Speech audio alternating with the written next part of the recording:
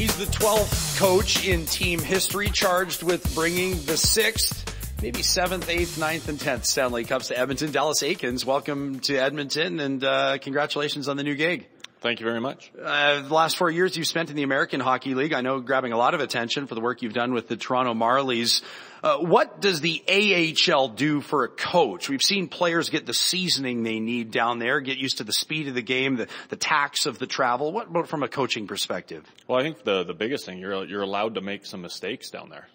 You're getting your feet wet. You're able to try some different things. Maybe it's different face-off plays, different system things that maybe you believe in, and it's a great place to test them to see if they would translate into the NHL game. Your new boss, Craig McTavish, told reporters yesterday one of the things he first noticed about you when he was coaching Chicago in the American League was that your teams were always ready to play from the drop of the puck. When you take a look at game video from the Edmonton Oilers of last year and maybe even before, was this a team that wasn't necessarily ready to play right off the bat? Well, I don't know so much about that.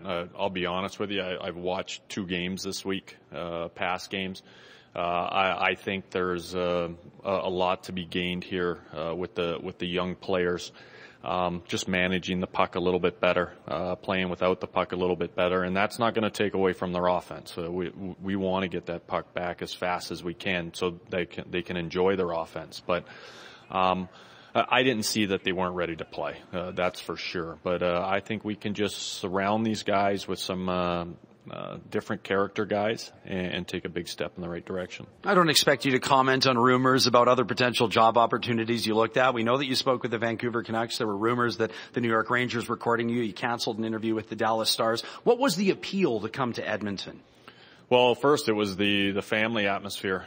Talking to Craig and Kevin and Scott Housen, it wasn't like an interview. It was like I had known these guys for a very, very long time.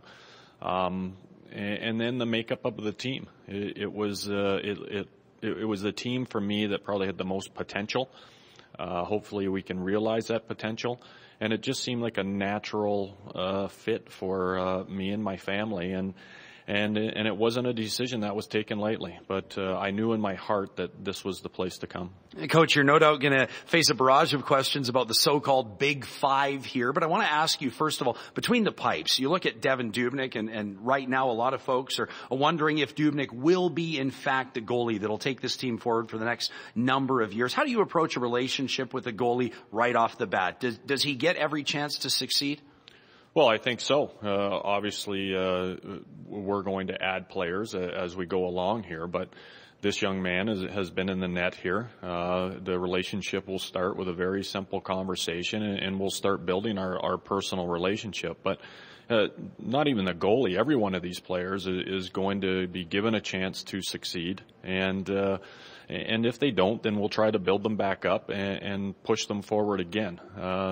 This isn't you don't climb a mountain by going straight up. There's going to be peaks and valleys along the way, and that's what makes the challenge rewarding.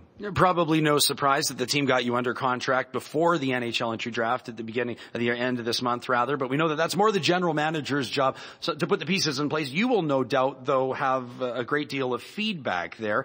As a coach coming into an organization for the first time, what do you look at when it comes to building a winner? What are your top priorities? Well, number one, compete. And that is the message that's going to be hammered home here. I want our guys to compete, and I mean compete hard. And it's something that's really going to be a staple of this team. It may take a little bit of time to get that compete level to where I think the standard is.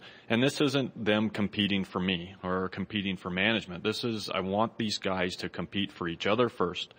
And then secondly, compete for these fans who come into this building and sell it out every night. You look at a guy that plays with reckless abandon. Maybe he's Canada's Peter Forsberg or maybe even better. But Taylor Hall, I know, gave Oilers fans reason to celebrate, finding his way into the top 10 of NHL scoring. How important is he, and do you like what you see from the team's top scorer after last season? Well, how can you not? He's in the top 10. He's a kid that competes hard. He came out of a great program in junior where I know the guys who run the program there.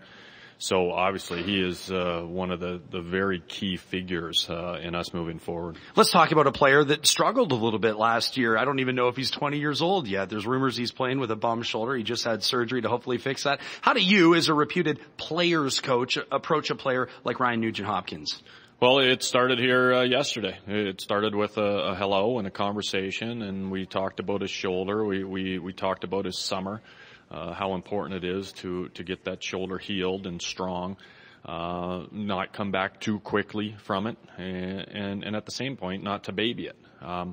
So that's where it starts. It starts with one-on-one conversations, and obviously that's another key guy, a key component in this team, building the foundation so that we can win constantly in the future. There's going to be a lot of turnover on this team's blue line when it comes to expiring contracts, and we can probably expect some trades or player signings. But yourself, as an NHL defenseman, you told us yesterday that you had a chance to see the game both on the ice and maybe more frequently even in the press box. When it comes down to it, you're not going to have 8 Justin Schultzes. What makes a good decor, and how important is that to the team's overall success? Well, you need a good mix back there. You need some guys that can really generate offense, and you need some guys that are going to be extremely physical, where the other team comes over the boards and says, oh no, those 2 guys are out there. They know it's going to be a hard shift. So, but for me, the most important thing is you ask these guys, what position do you play? And they say defense. And I say, exactly. You're there to defend first.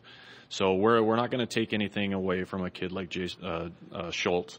We want him to flourish offensively, but we firmly want him to defend too. And that will be the message for the whole decor. It will be defend first, offense second. Coach, thanks for joining us and welcome to Edmonton. All right, thank you. There you have it. Dalles Eakins, head coach of the Edmonton Oilers, looking to bring the 6th Stanley Cup back here to Alberta's capital city. Breakfast Television returns after this quick break.